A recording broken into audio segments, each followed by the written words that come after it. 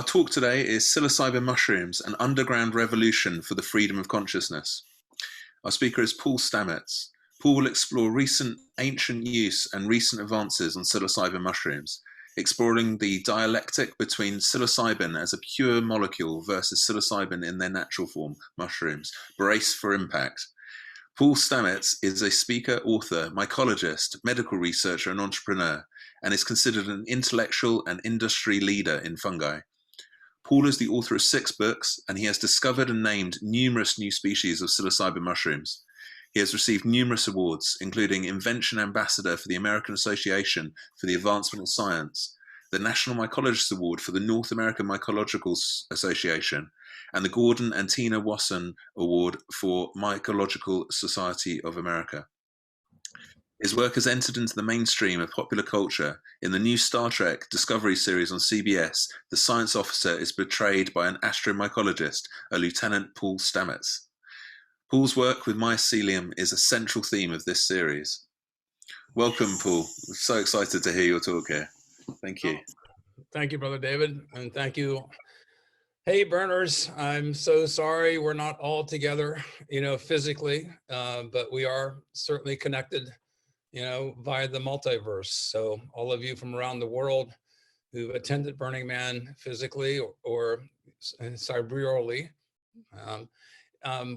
glad to be back. So I'm going to give a talk on some of the latest research that we've been involved in, but I also want to keep it in a historical perspective. I do truly believe this is an underground revolution for the freedom of consciousness. I've been involved with psilocybin mushrooms since I was 17 or 18 years of age. I'm 65 now. But it's important that I think people currently understand the past historical narrative, because we are here today because we have literally stood on the shoulders of giants, of other researchers and other myconauts and other shamans going back truly, thousands, tens of thousands, maybe hundreds of thousands or millions of years. So without further ado, I want to jump into my talk. It'll be about 45 minutes long, and then I'll have some time to take some questions, and Brother David will be narrating those questions, and then I'll try to answer them to the best of my ability. So I sometimes opt not to answer questions, like on the best way to cultivate psilocybin mushrooms. I can't really talk about that. But I have a certain latitude and experience now over the years of what I can talk about. I've never had any problems from the government or anything like that, but I also know where to draw the line, so to speak. So without further ado, let me go ahead and share my screen. And I think the host needs to enable my screen sharing. Just 1 second, just need to grab Robert here. 1 second, Paul. Yeah, I'm here. Can we make Paul co-host? You need to make me host and Paul co-host. I'm sorry about that, Paul. That's my mistake. No worries. So, David, I have a technical question here. There's 2 Camp Mystics on here, and I don't know if that's taken up all the hosting capabilities because I'm not able to do that here. So you need to do it from your host account. Guys, I'm the other Camp Mystic, Robert. I'll duck out on this account and come back in on my account. Here, Mark, while you're here, will you make Paul a co-host? I don't have that capability. And if you make me a host? Absolutely. Thank you for your patience, Paul. This is our mini dust storm that we have here in the virtual world. Well, I love about Burning Man. The whole culture is so forgiving and kind. So if there's not a technical glitch, it wouldn't be normal. So. Okay, first off, I engaged multiple sharing. So Paul, you should be able to share now. Thank you. Great, thank you. And Dr. Sunshine, you want to log off, and then I'll take over? Yeah, I'll log off. Thank you. I'm going to listen on my other account. Thanks, guys. All right. Are we ready to rock? Yeah. Yes. Go ahead, Paul.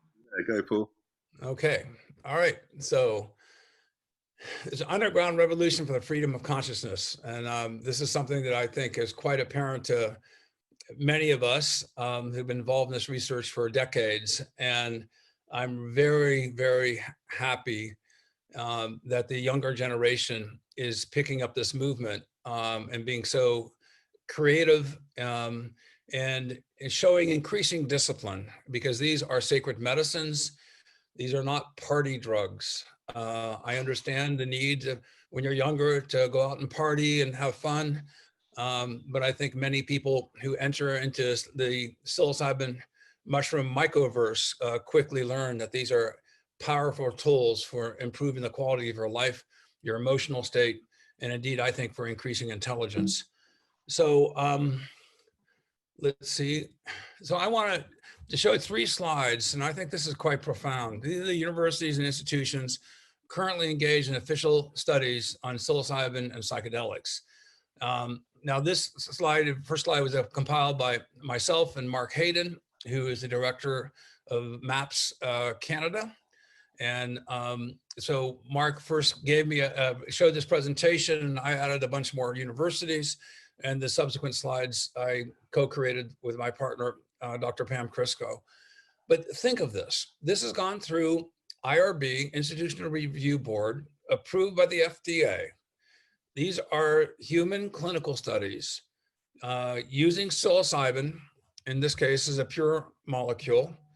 And then these are being directed specifically to look at end of life, PTSD, other forms of emotional stress and trauma.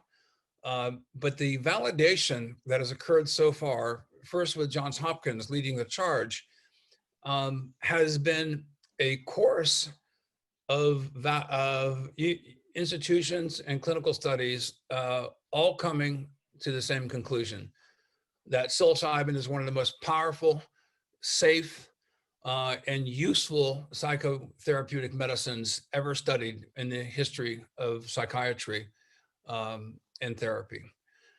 So in the North American academic centers involved in psilocybin research, here is a list of this. You'll note the US Department of Veteran Affairs, Yale University, New York School of Medicine has been a big pioneer.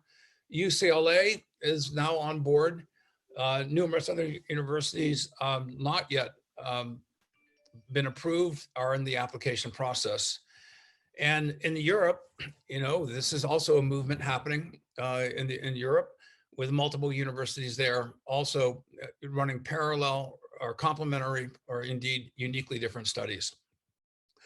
So David Nutt, who's a renowned researcher, put this together, and it's just very profound, comparing the potential harm of psilocybin psilocybin to other drugs, and the collateral damage it can cause to those in close proximity with a person who is taking psilocybin versus alcohol, cocaine, GHB, you know, other types of intoxicants. And you'll see at the far extreme, you know, psilocybin is on a very, very far extreme of the scale, showing the least non-toxic properties. So there is a movement, especially in the United States, called decriminalizenature.org. I'm a huge supporter of this movement and concept and in principle. The psilocybin therapy legalization is on the ballot in Oregon with a tremendous support from law enforcement, from the Veterans Administration, from different medical institutions. This is basically allowing psilocybin to be used by recognized and trained therapists. There's a 2-year waiting period. If this passes the ballot in the state of Oregon, then there's a 2-year period where the institutional structures and the therapeutic parameters will be established in order to have the best possible benefit from the legalization of psilocybin for therapeutic use. So please check out this initiative. Is now up on the ballot. It can be viewed. The TheraCell movement is a palliative care movement in Canada, also obtaining legal permission from the Canadian government for end-of-life patients to alleviate their anxiety. We're all going to die, folks. Each one of us is going to face the concept of our impending mortality. You know, it's something that's just the way of existence. And how are you going to meet your death? With courage, with kindness, with gratitude, or with fear, apprehension, you know, inability to understand and be at peace, you know, with yourself. I think it's a dichotomous choice here. And psilocybin gives you the former, and there's no drugs that I know of that gives you that positive potential benefit. So I populated a website. It's unbranded, just for physicians primarily, researchers, and other passionate myconauts, called mushroomreferences.com.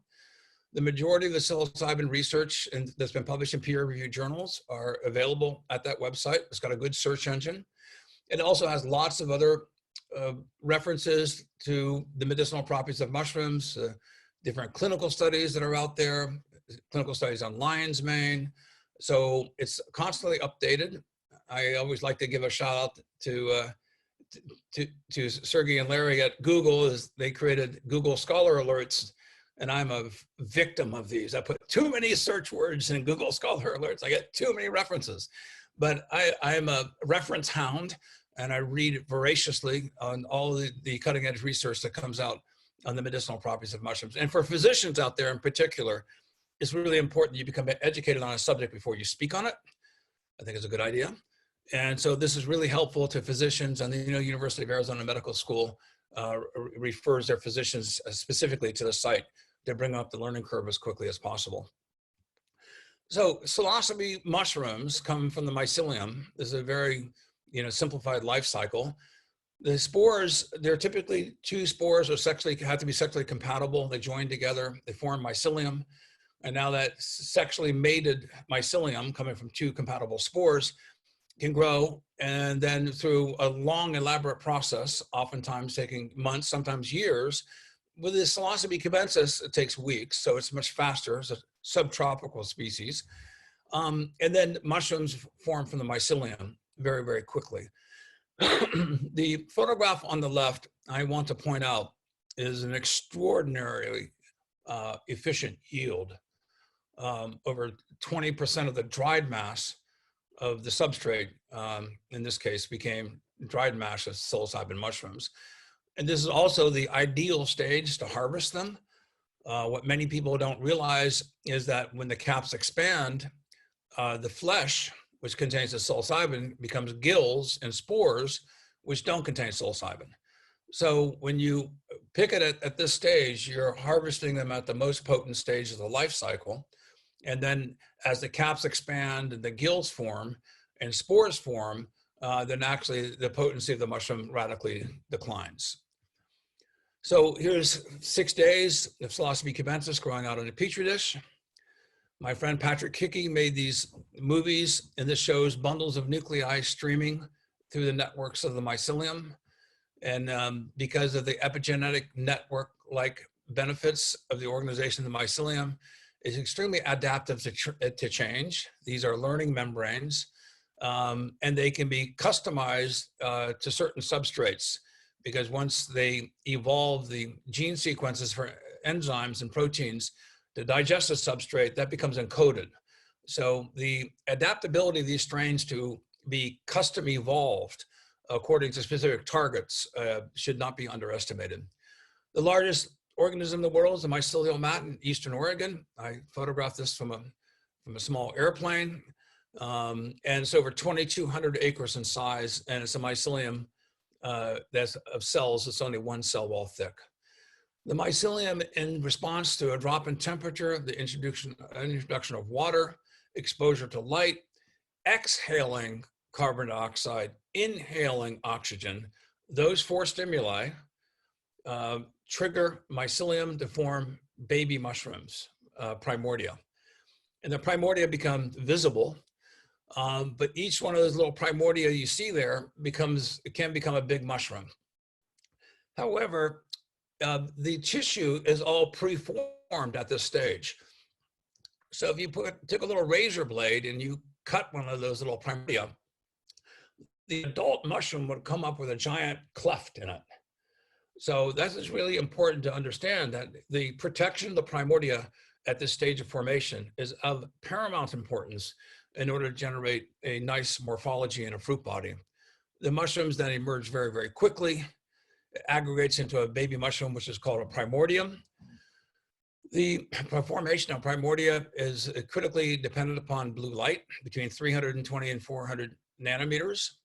And the potency of mushrooms also is dependent upon calcium pathways. So the absence of calcium and the absence of light produces a psilocybin mushroom of a far different quality than the contrary. So this is, in my research, I was interested in how many primates consume mushrooms. Well, there's 22 primates, 23 including humans, that have evolved the intelligence to be able to discern edible mushrooms from ones which are not. So I was spurred to looking into this because we are primates, we consume mushrooms. Well, how ancient is that knowledge of eating mushrooms in the wild, in our primate family? And I was astonished that this one monkey, the Golgi monkey, consumes, more than 12 times its body weight in a mushroom called Ascopolyporus in the Bolivian Amazon. So there's something that extraordinarily happened between about 2 million to 200,000 years ago, and it's unexplained. We separated from our primate relatives suddenly with a massive increase in our brain size. And it was at the time of climate change. And so Homo erectus, Neanderthals came to Europe first. Homo sapiens had two major migrations, the most successful one being about 50,000 years ago. But interestingly, Neanderthals became extinct within 4,000 years of contact. I did a 23andMe assay, and I'm 3% Neanderthal, as many of you are. So we were mating with Neanderthals back in the day. So, but Neanderthals and Homo erectus became extinct. Our brain size was much larger. We had a better ability of competition for resources, planning, survival, and no doubt because of the competition between primates within the same ecosystem, they became extinct as Homo sapiens evolved. So Dennis and Terence McKenna proposed the stone ape theory. I call it a hypothesis. It may be an unprovable hypothesis, but maybe not. I'll get to that later. And the idea is our ancestors came out of the canopy, tracking animals. You look for scat. These mushrooms are large.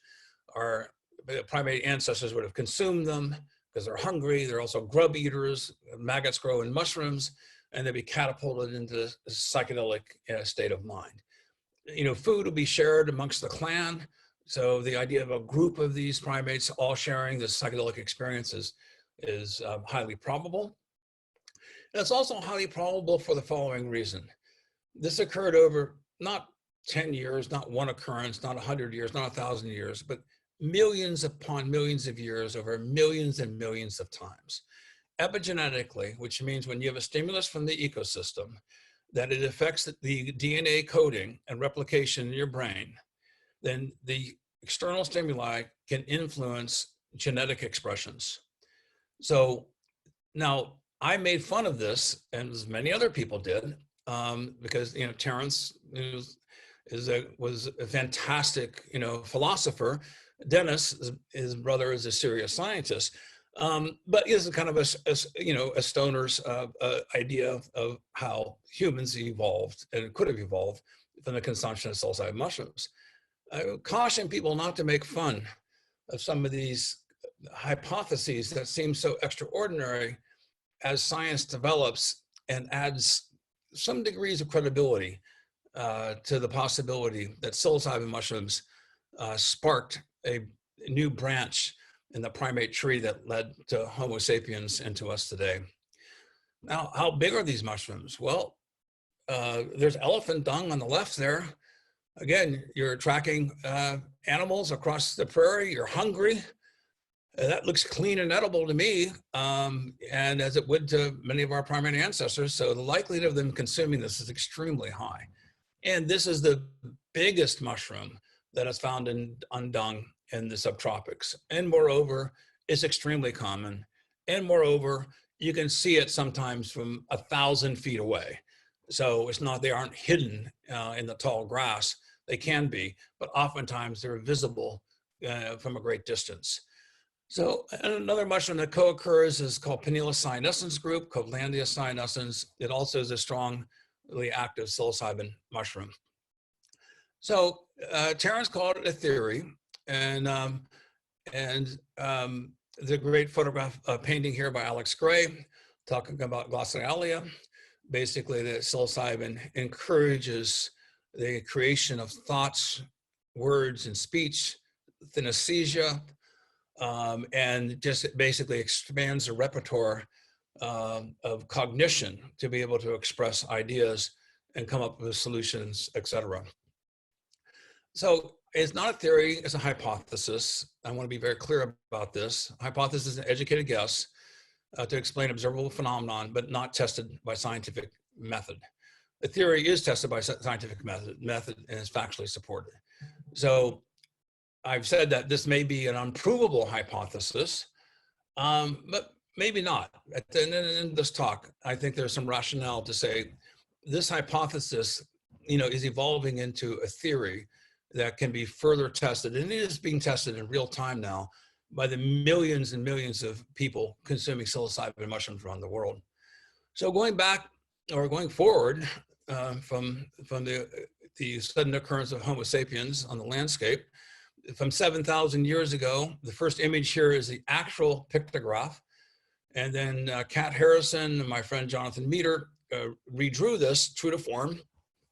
And it's from 7,000 years ago in the northern Algeria and the Silian Plateau, which means that the plateau of running rivers. Now the Sahara Desert has encroached because of climate change.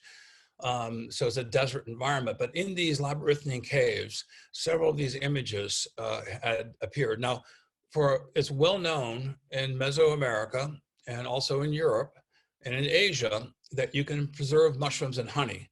Mushrooms rot very quickly, especially in the tropics.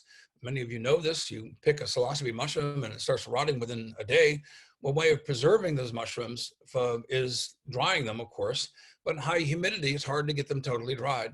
So by submerging them in honey, because of the antimicrobial properties, then you can preserve these magic mushrooms in honey.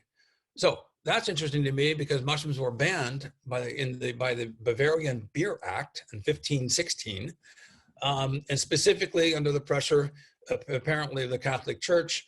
Henbane, mushrooms, other psychoactive substances were banned in the manufacturing of beer because in Germanic culture in particular, these psychoactive meads were commonly used in rituals where couples would go into the forest, and have great pagan ceremonies celebrating nature, and these psychoactive meads would be drunk as a shared psychoactive experience. Then with the advents of monotheism and Christianity and other religions, the suppression of indigenous knowledge, because indigenous knowledge became a threat to now the overriding force of these dominating cultures. And indigenous cultures in Europe and in North and South America, all over the world. This is not an exception from the rule. This is the rule, it seems, of conquest. So that just shows the two images side by side. Other images that were shown shows two or several individuals running, clearly holding a mushroom that is psilocybin-like in form. This is really important for those people not skilled in taxonomy. The shape of the mushrooms that these characters are holding are taxonomically correct. A lot of mushrooms can be convex or flat, but the fact they're cuspidate and they're conic in form And then is it spores going to the head, or are ideas, coming from the mushrooms, or are they both? And this is why I think happens so much in symbology in ancient people's art, is as a confluence of symbological impressions that combine to inspire the artist, so they have multiple meanings. And that overlay of meanings, I think, inspires artists to be able to commit this, in this case, to cave art. So, and going back to the Eleusinian mysteries, 400, 500 BCE, in this case, Demeter is giving Persephone a mushroom, and she goes into the underworld. That was the advent, according to Greek mythology, of the beginning of winter. She reappears in the spring. The Eleusinian Mysteries, a great book by Carl Ruck, Jonathan Ott, R. Gordon Wasson, Houston Smith, and Peter Webster. It speaks eloquently about the probability of the Eleusinian Mysteries were actually a mushroom cult that persisted for more than 1,000 years. Again, after subsequent to Christianity's advent, then these pagan rituals were then suppressed. In Mesoamerica, they did continue for a long time, and these are Mesoamerican mushroom stones from about 2,000 years ago until about 500 years ago. Now, this is before really the very beginning of the conquest from the Spaniards. I'm sorry, this is 1,000 years before the conquest of the Spaniards into Mesoamerica. But these mushroom stones, there's only about 200 of them in the world. And they also, I mean, it's hard to say. They could be like a coat of arms of a family. They could be invoking rain. They could be fertility symbols, or they could be all three of those.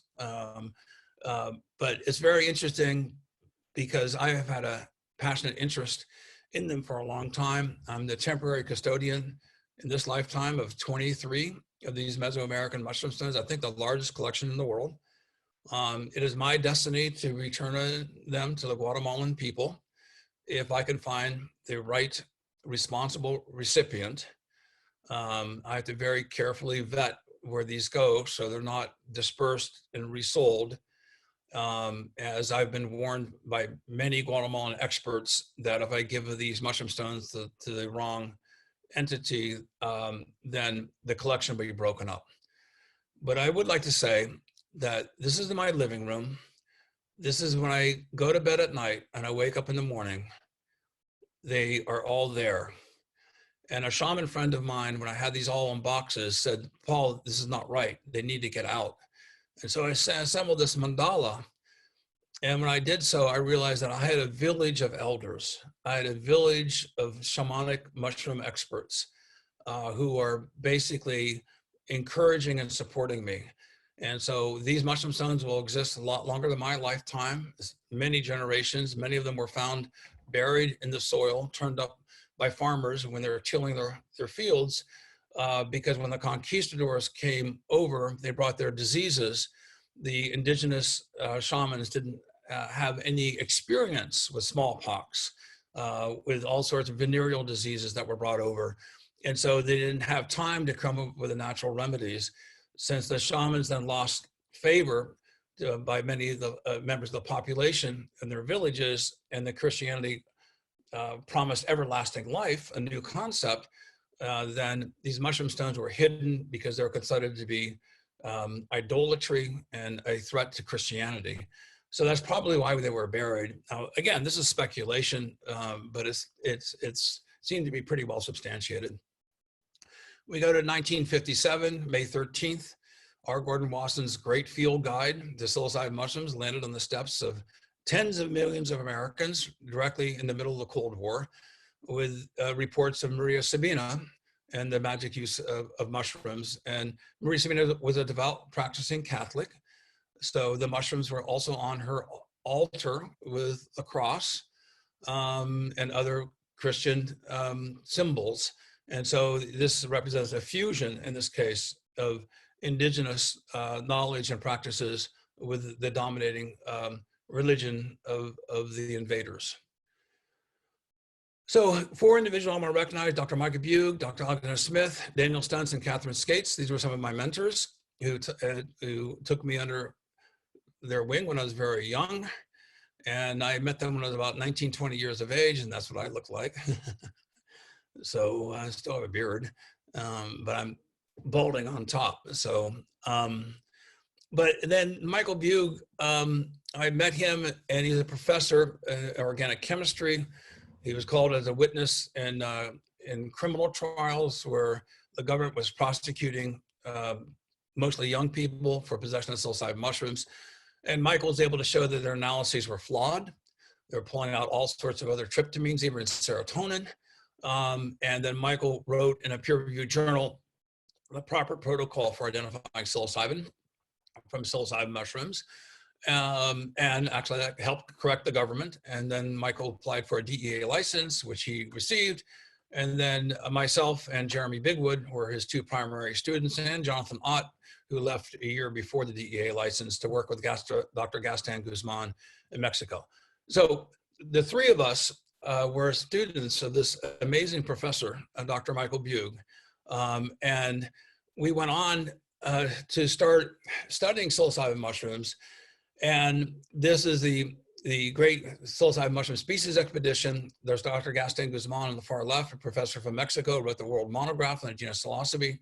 Gary Menser, Stephen Pollack, myself, and Dale Leslie. And we went on this escapade, and literally everywhere we seemed to go, we find psilocybin mushrooms. We had contacts, but we drove up to Vancouver, British Columbia. We parked our car, we opened up the door, and there was Psilocybe stuntzii, by the hundreds, right where we were at night. And so this kept on happening to us, and it got kind of spooky because, the psilocybin mushrooms are hard to find, but not on this adventure. It seems like they were finding us. So a number of mushroom conferences started. This is one of the second ones, 1977. Jonathan Ott and Preston Wheaton, Jeremy Bigwood, and myself sponsored our conference at Miller Sylvania State Park. And then subsequently, we did a series of conferences in Syracuse, Oregon, in this case. In 1979, there's Jonathan, Jeremy, Gaston Guzman, Dale Leslie, myself, Jim Jacobs, who was an excellent expert on psilocybin mushrooms of Mexico, and Stephen Pollack from San Antonio, Texas, who's also written some field guides. These conferences continued, and this is really important for people to understand, all the way, through the 2000s. And I end up being friends with Ken Kesey and the Merry Pranksters, but I also knew Sasha Shulgin, Andy Weil, pictured here. And so I was the bridge, in a sense, between the cultural heroes of the psychedelic revolution and the scientists that were studying psychedelics. And I realized I had this unique nexus between the two. So we sponsored the Millennium Mushroom Conference in 1999. There's the bus of the pranksters, and Ken Kesey and the gang were there as well. And it turned out to be an extraordinary experience. So after that, I stopped doing conferences because everybody tripped. So there's Terence McKenna, Andy Weil, Gary Menser, Stephen Pollack. These are some of the main leaders of the psilocybin mushroom movement, which was a very exciting time because so many species were being discovered in the Northwest, heretofore unknown to science. Numerous books came out. My favorite is The Golden Guide to Hallucinogenic Plants. It sells for $2 back then. Now it's over $500 a copy. It's the first print run. And then it quickly went out of print because of the objections of conservative parents not wanting their 12 and 13-year-olds or younger learning how to identify psychoactive plants and mushrooms. So I have 6 books out. Here's 5 of mine. And many of these books describe the cultivation of psilocybin mushrooms, mostly Terence McKenna's book and Dennis McKenna under the pseudonyms Austin and Eric, the Psilocybin Magic Mushroom Growers Guide. That was the major book that popularized the growth of psilocybin mushrooms, especially in campuses and colleges all over the world. I went on to publish 4 species in the genus Psilocybe. There's a 5th one: Azurescens, Linoformans, Cynofibulosa, and Psilocybe wiley. And these were new to science, and species concepts are still holding up today, even with DNA analysis. So Linoformans is now on the endangered list, thought to be extinct now in Europe. We have a variety here in North America that's rarely ever found. But Psilocybe azurescens is the most potent psilocybin mushroom in the world, with up to 2% psilocybin and psilocin combined. But it has this unfortunate side effect, as does cyanescence sometimes, of causing paralysis, temporary paralysis. This is yet unexplained, but be forewarned, these wood chip psilocybes sometimes can make it such that you lose motor control. You can't move your arms in a coordinated fashion or walk. So be forewarned that this is an experience with the wood chip psilocybes that does not occur with Psilocybe cubensis, or typically. I know of only one case maybe where someone's reported this.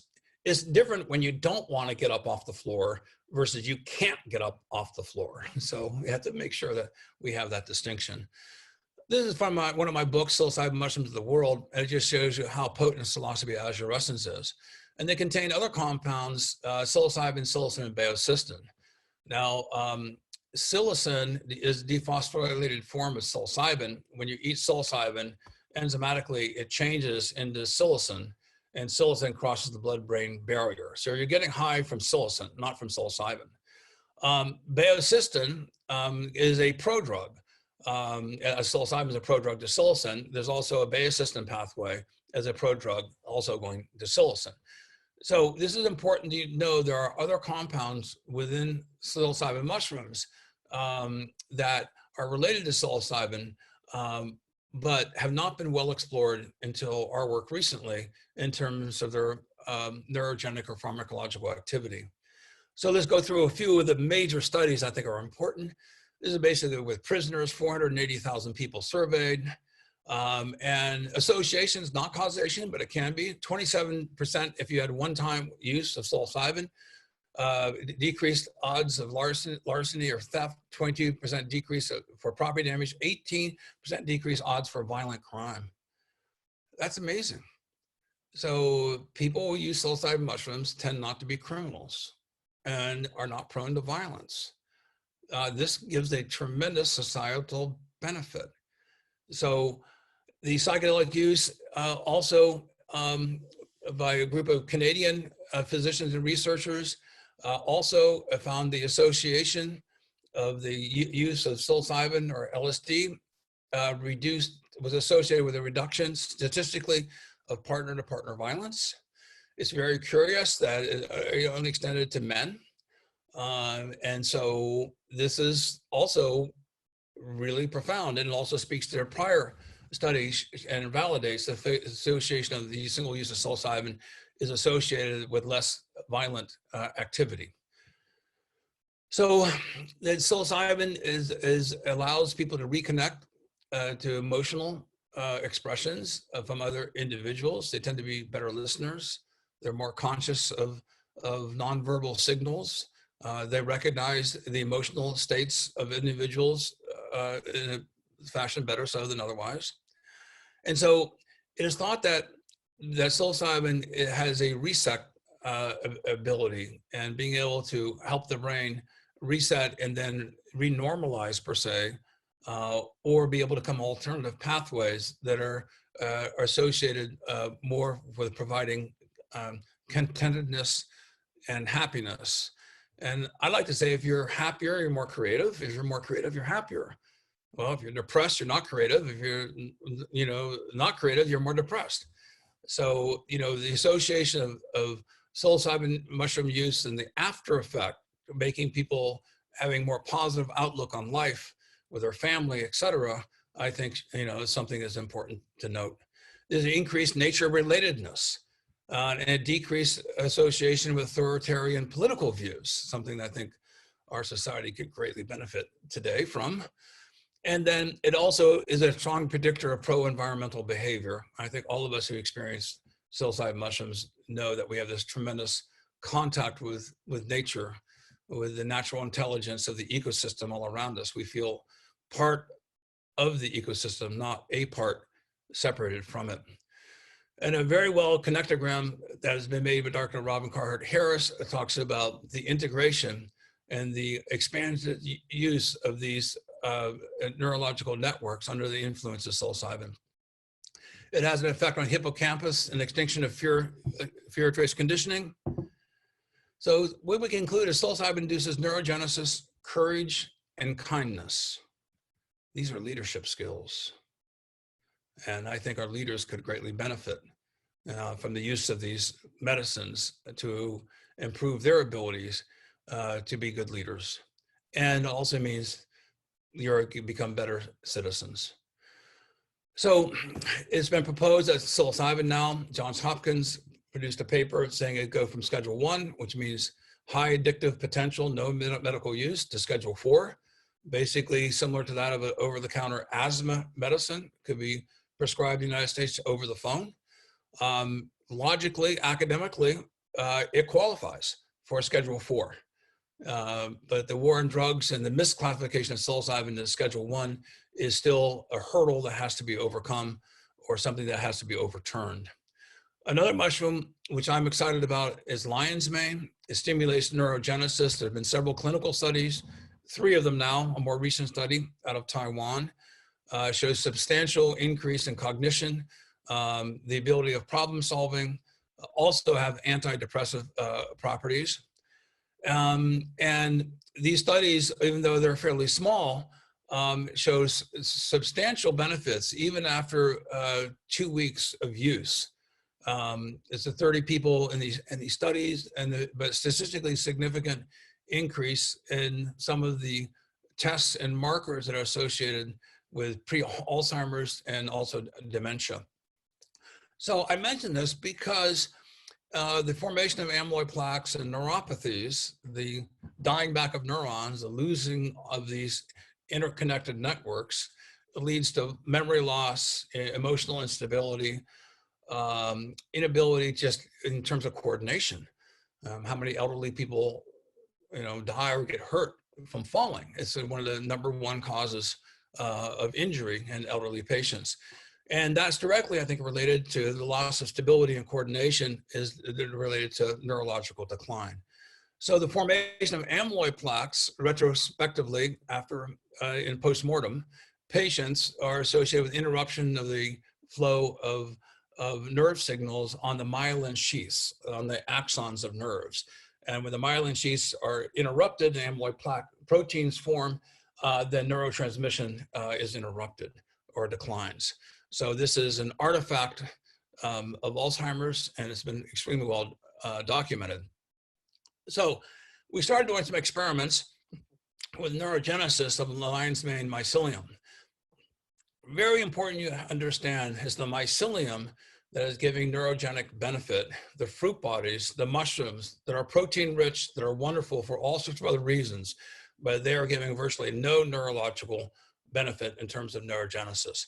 So we started working with NeuroFit, a preclinical research laboratory out of France that measures compounds and drugs affecting Alzheimer's conditions, exacerbating them or preventing them.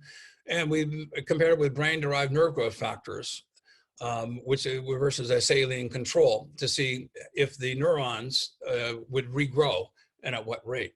The brain-derived nerve growth factor is the gold standard. These are basically young, rapidly growing neurons that are then extracted and then spiked into, in a cell-free way, spiked into wells of pluripotent stem cells that are differentiating into neurons. And you can see here that about 8% increase in only 7 days in sextuplet. So there's good data from the exposure of these extracts of the mycelium. Just a very quick, this is what how it's measured. And basically a computer then analog program then analyzes how many connections there are, the length of the neurons, et cetera. And then they do the calculations. So we started comparing this with some of the psilocybin analogs. I don't have a DEA license now, but these psilocybin analogs are not Schedule 1 substances. So we started looking at psilocybin, baeocystin, norbaeocystin, and norpsilocin. And all compared to the lion's mane. Now, this is the second test here, and it shows 11% versus 8% increase with lion's mane. And these analogs that are co-occur in the mushroom showing 19, 29, and 25%. Well, that's really interesting. So, interesting. the stoned ape hypothesis suggests that primates who consume psilocybin mushrooms had an increase in neurogenesis. From my experience, this is the first proof that indeed the analogs related to psilocybin in psilocybin mushrooms do indeed cause neurogenesis. So then we did something and we started stacking these. Well, naturally, one has an effect and one's an edible and choice mushroom used for thousands of years, has no psychoactivity that's known, but has been implicated for helping dementia. And in clinical studies in Asia primarily, what if we stacked them with the psilocybin analogs? And so when you look at this case, the third test, now the first test was 8% increase, the second test was 11%, this time it's around 15%. It's all within the range of a variation. And so when we took this one psilocybin analog that increased it by 7%, we stacked it. And if it was acting on separate receptors or compounding on those receptors, the expected theoretical additive effect would be 122%. In fact, we got 36%. And it's statistically significant that the stacking of these compounds increased neurogenic benefit far beyond what the expected additive result would be, showing on the entourage effect, showing synergy. And this is, I think, is really important. We look at use of psilocybin as a pure molecule, it's actually psilocin, versus using psilocybin mushrooms, which contains the analogs. So, and looking at the effect on the hippocampus, neurogenesis, the extinction of the trace fear conditioned response with mice that were cowering in fear after they were put into a cage with a metal floor, a sound would be emitted, a tone. 40 seconds later, they'd be shocked. Very, very quickly, they then expected to be shocked after they heard the tone. And with psilocybin at a comparatively high dose that's used typically therapeutically in humans for therapeutic intensive sessions, when they dose the mice who had this conditioned fear response, it took 10 rotations of no shock before the mice dissociated and no longer had the conditioned fear response. With low doses, 1/10 at a microdose, it only took 2 rotations, suggesting that microdosing might actually have a good therapeutic benefit result. So I want to just close with about 4 more slides here. So I'm proposing a nootropic vitamin complex, a stacking formula using psilocybin or psilocin or psilocybe mushrooms. And I put about 1%. They're really about 0.8% with psilocybe cubensis, but there is variability. And so the idea of stacking it with lion's mane mushrooms and psilocybin mushrooms, and then we add niacin. And niacin is a vasodilator. Now the issue with niacin is very interesting. We've been talking to Johns Hopkins researchers. When I told them it was well known throughout the 60s and 70s, and I have spoke at many conferences, I've documented this. I speak in front of 500 people, ask people how many people remember that if back in the 70s, if you want to come down from LSD or psilocybin mushrooms, you take a bunch of niacin. And I get 10, 20, 30 people raising their hands. It was very much in the conventional knowledge of the times. Well, that's interesting because niacin has been used as a placebo control in these clinical studies. When you choose a placebo control, it should have no past association with the treatment whatsoever. It should be divorced from it. So that's a little bit of a problem in some of the clinical studies, but counterintuitively, I think it actually enhances the activity. And the reason being it's a vasodilator. And when you take 100 milligrams of niacin, many of us know you get red and you get flushy, and your nerve endings, you itch, your skin itches because your nerve endings are excited. So it's a vasodilator, nerve endings are excited, and also at higher amounts, if someone tried to take 10 times this formula to get high, they would have an adversant effect. It would be so adversive that they would not want to try to get high from this because the experience would be very bad. So it becomes the antabuse in a sense. My point is this could allow the FDA to approve this for the universality of use. rather than buying psilocybin and trying to be able to have it available only to those people who can afford very expensive sessions, this could be a way for the general population to consume it at microdosing to give benefit for controlling PTSD, et cetera. I know of no clinical studies using 1/10 of the therapeutic dose of psilocybin for PTSD yet. But I think there's some good arguments to make this possible. So there's a Fadiman protocol, and he's doing dose on 1 day, 3 days, no dose. In my protocol, I'm suggesting, and there's going to be somewhere in this range we're going to find the optimization. We don't know this without further studies. The idea is to watch the receptors so you can renormalize, and then when you spike it with a stimulus of psilocybin or psilocybin analogs, then it re-excites those receptors. And one of the points I like to make for neurogenesis, even though therapeutically in 4 to 6 hours you can have this amazing experience, how many cell divisions do you have in 4 to 6 hours in your brain? Yeah, you have this amazing be able to reset and have new neurological pathways, but your brain cells are regrowing. And so by doing a microdosing protocol like James Fadiman recommends, or mine, the idea is that you benefit from neurogenesis because the nerves are regrowing, they're reproliferating. And that's what our in vitro studies have shown. So there is a microdose.me app that is based out of Vancouver, Canada. That's 100% encrypted and anonymous. It's gone through board review as being medically ethical. And you can then start tracking your cognition. It's got hearing tests, sight tests, memory tests, and the idea of creating baselines, because we all progress towards dementia. How can we offset that? Because the loss of the body intellect of knowledge in our society, we are losing Einsteins every day. What if that Einstein did not progress into Alzheimer's, but had an epiphany in talking to some students and said, you two students need to talk to each other, because both of you have elements, from their reference point that could lead to something that could be a paradigm shifting solution. We are facing that problem now. It is time for us to increase creativity, to create the solutions that can get us out of this 6X extinction event that we're all involved in. And the collision of ecosystems, monoculture, deforestation, factory farms colliding with shrinking ecological reserves. At those margins, zoonotic diseases are spreading. And the COVID virus is one example of that. So I think that's it. David, I'll turn it over to you. And thank you for your attention.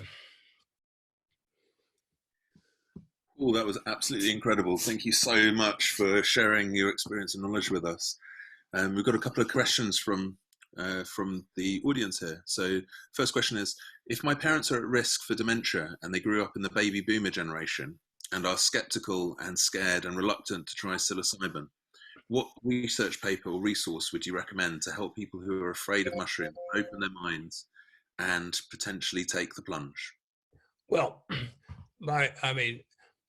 I do not give medical advice. If you go to mushroomreferences.com and you encourage a physician to read them, the physician will find within mushroomreferences.com the peer-reviewed clinical studies. There's 3 of them on lion's mane that are very interesting. One of them, the most recent one, shows a trend in reversing Alzheimer's and increasing cognition. The other 2 studies show a slowing of progression.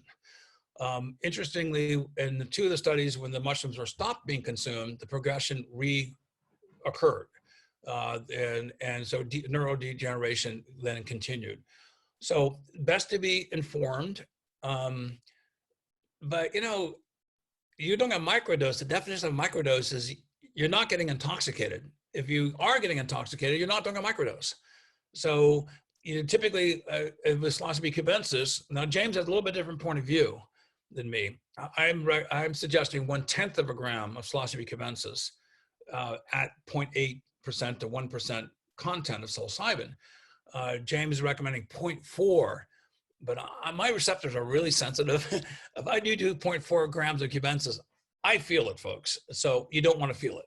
So the idea is to take sub-thresholds. So they should have no fear of taking a microdose of psilocybin, because by definition, you're not getting intoxicated. You don't get high. Color's a little brighter. You're in a better mood. You might laugh at a joke a little bit, more quickly. And you're give hugs to your kids and you like to pet your dogs. I mean, these are not bad things. So they're not typical of intoxication. So I would just not be concerned about microdosing for elders. But again, I don't give medical advice. Please consult a qualified medical practitioner, a physician, of which there are many, many. And MAPS.org is one of the greatest resources. The California Institute for Integral Studies is another one. MAPS Canada is another one. These are all institutions that are bringing in physicians who are trained to be able to give advice specifically in cases like this. Thanks so much, Paul. Paul, do you have any point of views on the indigenous practices of dieta? Of what? Indigenous practices of dieta. So where there be a fasting or a feeding on specific plants and then allowing them to be ingested and building a better relationship with them, for instance. Well, that's a really, really good question. I can only speak from my own experience. Restricting the amount of food, but eating magic mushrooms with chocolate. The Aztecs found this out a long time ago. Something in chocolate seems to make the psilocybin experience of a higher quality. It certainly makes the mushrooms more palatable because they're sometimes really, really bad tasting. But the other thing is, and this is important with MAO inhibitors, monooxidase amine inhibitors like Syrian rue. If you take a MAO inhibitor, it could allow something like baocystin and norbaocystin to cross the blood-brain barrier. This is not yet proven to be true. I have consumed baocystin at 10 milligrams and 20 milligrams. I'm the first one who's documented this and who's done it. There's one other report that's kind of sketchy, but no effect whatsoever. However, if I took Syrian rue with 10 or 20 milligrams of baocystin or the baocystin in the mushroom, it could enhance the effect. So yeah, food does make a difference. MAO inhibitors make a difference, I think. Also, the problem with MAO inhibitors, if you have cheese or wine or foods that are high in amines, then you could actually cause a heart palpitation. So the indigenous practices of restricting diet, I actually don't fast. I just restrict my intake of food prior to an experience, and I use chocolate. But I don't have a big meal and then consume mushrooms. That would obviously, I think, there's a little bit of a nausea feeling with some people. So having a full stomach doesn't lend itself well to a positive experience. The nausea feeling goes away very quickly. So I would defer to the best practices of those people closest to you who are using a certain species of mushroom in a certain way, because species do differ. And it's hard to paint the canvas with one brush, except to say, I think restricting diet and the addition of chocolate are positives. Hey, could I ask a follow-up question? Hey, So Paul, you talk about the physiological effect and some of the levers that you can pull. Can you share with us your subjective experience of, let's say, microdosing a mushroom or studying mushroom or a dietile mushroom with MAO inhibitors for a prolonged period of time? What's the subjective experience? What did you discover in doing that for a while? Okay. From my experience, I have found that microdosing is seemingly, or maybe it's a very egocentric, is seemingly making me more intelligent. Now, I've not been tested for this. I am on the Microdose app, and it's a very egocentric point of view for an ego to say, I'm getting smarter. So you other people should be the judge of that. But I've had a lot of challenges lately in my life. And the ability of me to navigate through these challenges has surprised me in being able to do it better than I thought I could. So I have greater confidence. I have less anxiety than I would. I mean, all of us are anxious because of COVID. You know, all of us are facing, you know, circumstances that are alien to us.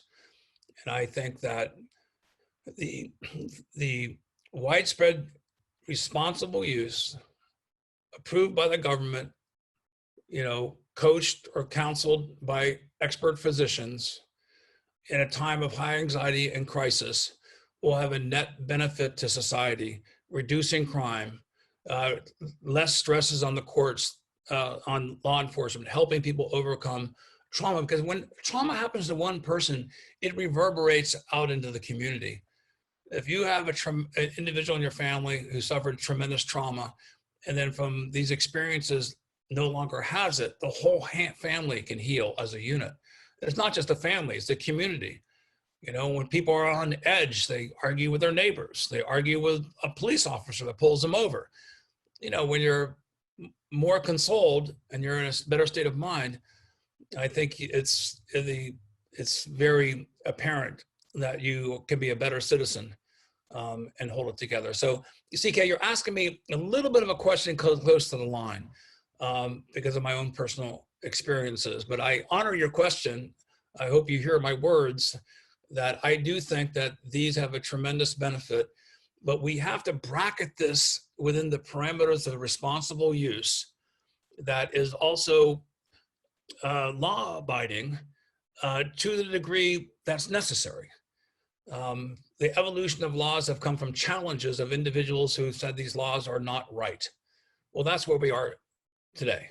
It takes the citizens of the world to rise up now, to change the institutions that have, or change the laws of the institutions that have misappropriated and miscategorized psilocybin as a dangerous drug. It clearly is not a dangerous drug. It's the opposite of a dangerous drug.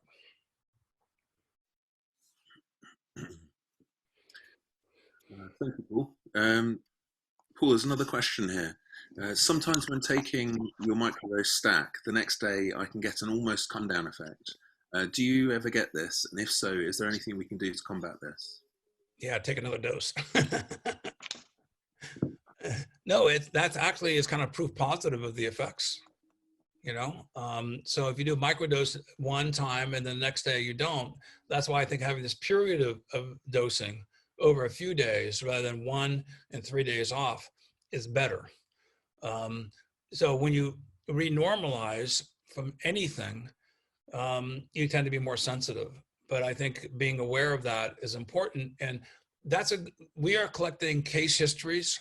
And so this is an example of a case history that if that individual wants to get a hold of me and they're willing to fill out a case history report, we're collecting case histories for future clinical trials. And the big one that I want to mention is comparing psilocybin mushrooms to pure psilocybin.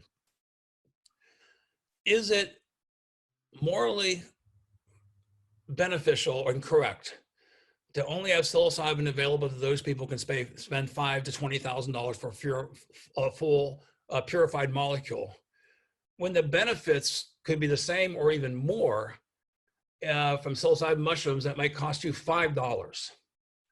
What's the greater societal benefit? Only helping those people who are rich? Or what about all the people who are suffering, who are impoverished, who are under stress? I just saw a report yesterday that African Americans are 2.3 times more likely to die from COVID in the United States than Caucasians. And African Americans are only 12% of the US population, and they have 27% mortality compared to other people who are dying in the United States. Why is that so? It's because African Americans make less money. They tend to be more impoverished. They don't have better health care. All these are cofactors. Why can't we give psilocybin and make it mushrooms which are affordable? You can grow them for the price of portobellos. It has a much more societal benefit to make these affordable to people who don't have the money, but also are suffering from PTSD, trauma, or anxiety. So I think it's really important that we come up with a natural alternative, standardized, and we want to show clinical studies that can show psilocybin mushrooms are equal or better benefit because the analogs and the entourage effect. We didn't grow up eating one molecule. We grew up eating natural foods. The natural food benefit components in psilocybin mushrooms, I think, may outweigh the advantages of pure psilocybin. Hey, I got a question, David. Thanks so much, Paul. This is Jonathan, aka Cosmic Cowboy. We really appreciate your contribution and participation in the 2020 Burn and the Mystic Speaker Series. Would you be willing to just give a little plug for Fantastic Fungi? It's such a wonderful film that you're featured in. And if you can, I thought just share a brief bit about that story when you climb the tree. I just feel like it's such a powerful, inspiring story of your own life experience. Well, I'll do the former, but for the sake of time, since we're over time, I can't do the latter. But Fantastic Fungi by my friend Louis Schwartzberg. It got rejected at the Cannes Film Festival and Aspen, South by Southwest. All the fuddy-duddies in Hollywood in the film industry couldn't see what the people could see. And that is Fantastic Fungi now is the #1 longest living documentary on Apple TV. It was in the top 10 of all movies streaming on Apple TV. Amazon's coming out with it, Hulu's coming out with it. But this movie is so popular because I think it reflects this revolution from the underground of people taking back their right to their freedom of consciousness, that nature is important. We are connected to nature. We're interconnected. And Fantastic Fungi is, you can go to Louis' website, fantasticfungi.com. Louis did a fantastic job, took 14 years to make this movie. And in the movie is my experience, climbing the tree. Also Joe Rogan, who is really an expert interviewer. And he has some controversial figures, I certainly do admit, and I've been one of them. But also that Joe Rogan first podcast has a good description of it. I think Louis' film is even better because it gives you the visuals. So thank you for mentioning Louis' film. It's something I think many parents who are very conservative have watched it with their children, and they've decided to do a family journey together. And we've gotten a tremendous amount of feedback of how family issues have been able to resolve. And we all have family issues.